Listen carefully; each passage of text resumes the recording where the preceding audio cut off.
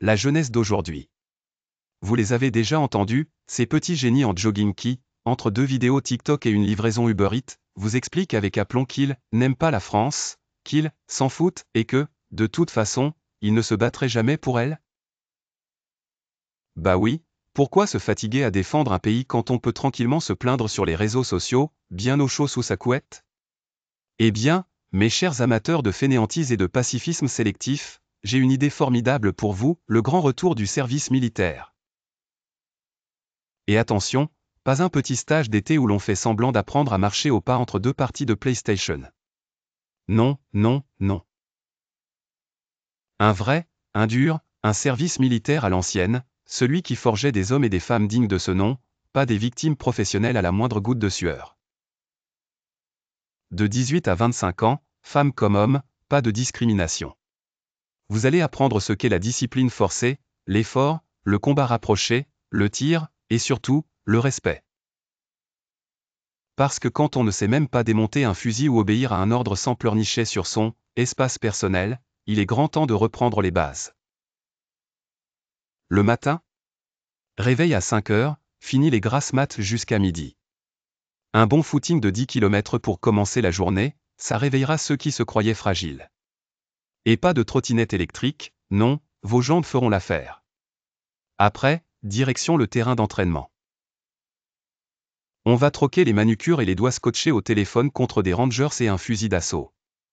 Vous avez peur des armes? Dommage, parce que savoir se défendre, c'est un minimum quand on vit dans un pays qu'on prétend aimer, ou que vous apprendrez à aimer à coups de rangers. Mais ce n'est pas tout. Parce que défendre son pays, ce n'est pas juste courir dans la boue et apprendre à viser. C'est aussi apprendre la cohésion, la loyauté, et à respecter les lois.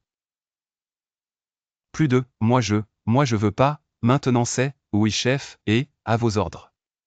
Fini les caprices d'enfants gâtés.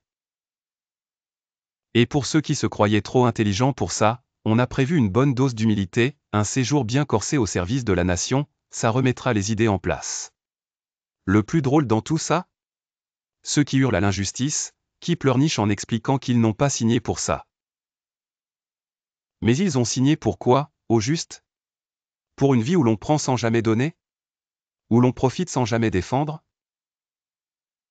Parce qu'à part nos militaires, nos gendarmes et nos policiers, qui, parmi ces petits prodiges, sait encore tenir une arme?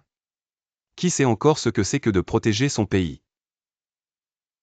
Ah oui, personne. Trop occupés à confondre leur confort avec un droit divin, à croire que tout leur est dû sans jamais lever le petit doigt. Alors, le service militaire? Oui, et vite. Parce que cette génération qui s'en fout a besoin d'une bonne leçon. Et si vous n'aimez pas la France, eh bien, apprenez à la respecter, car c'est elle qui vous nourrit, vous éduque, malheureusement pas assez, et vous permet de jouir d'une liberté que vous méprisez.